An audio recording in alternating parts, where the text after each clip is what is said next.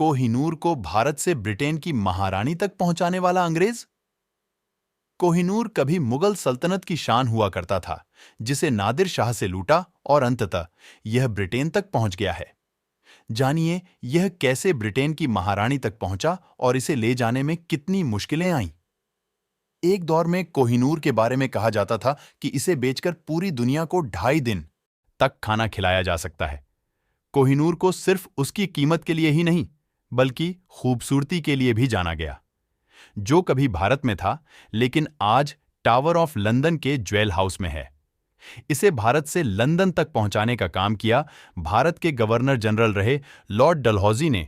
कोहिनूर कभी मुगल सल्तनत की शान हुआ करता था, जिसे नादिर शाह से लूटा और अंततः यह ब्रिटेन तक पहुंच गया है। जानिए यह कैसे ब्रिटेन की महारानी तक पहुंचा और इसे ले जाने में कितनी मुश्किलें आईं। दिल्ली से पहुंचा ईरान मोहम्मद शाह की सेना को हराकर ईरानी शासक नादिर शाह मार्च 1779 में दिल्ली पहुंचा था।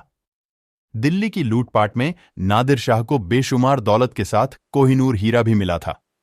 विलियम डेलरेम्पल अपनी किताब Kohinoor the world's most infamous diamond में लिखते हैं, कोहिनूर का पहला आधिकारिक जिक्र 1750 में फारसी इतिहासकार मोहम्मद मारवी के नादिर शाह की भारत यात्रा में मिलता है।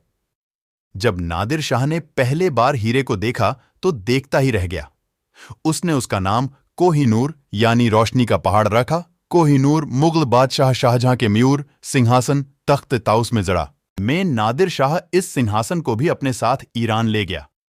सिंहासन से निकालकर नादिर शाह कोहिनूर को अपनी बांह में बांधा करता था, लेकिन कोहिनूर उसके हाथ में ज्यादा समय तक ठहर नहीं सका। उसकी हत्या के बाद ये हीरा उसके अफगान अंगरक्षक अहमद शाह अब्दाली के पास आया। कई हाथों से होते हुए यह आखिरकार 1813 में महाराजा रणजीत सिंह के पास पहुंचा। महाराजा रणजीत सिंह खालसा साम्राज्य के पहले महाराजा थे। उन्होंने अंग्रेजों के साथ शांति और मित्रता की संधि की हुई थी, लेकिन 1829 में उनकी मौत के बाद हालात बदल गए। कड़े सत्ता संघर्ष के बाद 1843 में बालक दलीप सिंह को पंजाब का राजा बनाया गया। हालांकि कुछ समय बाद हुई दूसरी एंग्लो सिख युद्ध में उनका साम्राज्य अंग्रेजी हुकूमत का हिस्सा